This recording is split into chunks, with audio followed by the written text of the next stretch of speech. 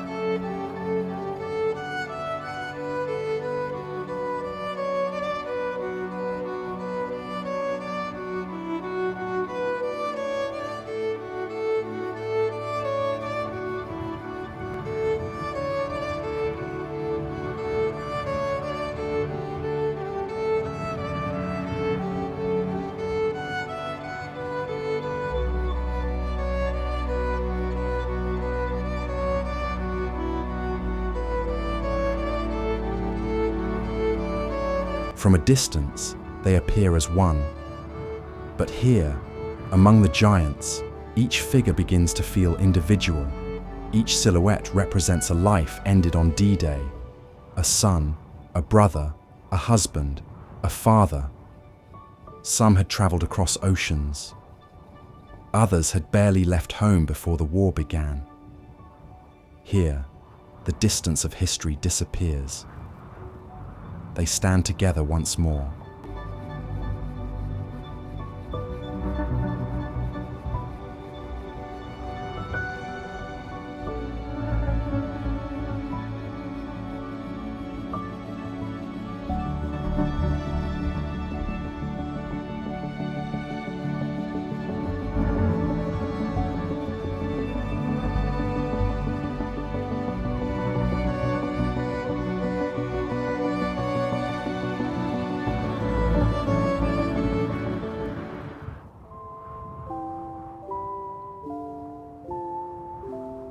Overlooking Gold Beach on the Normandy coast, stands a memorial that was many decades in the making.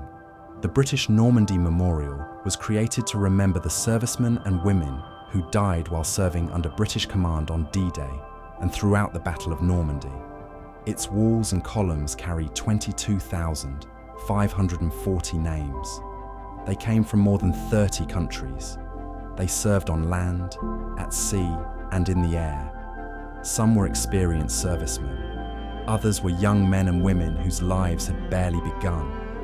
For generations, there was no single memorial in Normandy where all their names could be brought together. That changed on the 6th of June, 2021, when the British Normandy Memorial was officially opened. Here, their names are inscribed in stone, arranged according to the days on which they died. The names of those lost on D-Day are recorded within Memorial Court. Those who died during the weeks of fighting that followed are remembered upon the columns surrounding it. Beyond the stonework lies the French Memorial, honouring the civilians whose lives were also lost during the liberation of Normandy. And now, standing within these fields, are the giants. Each silent figure represents one of those who died under British command on D-Day.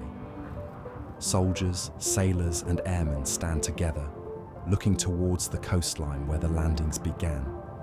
From above, they appear as a great gathering. But among them, each silhouette feels individual. Each name belonged to someone.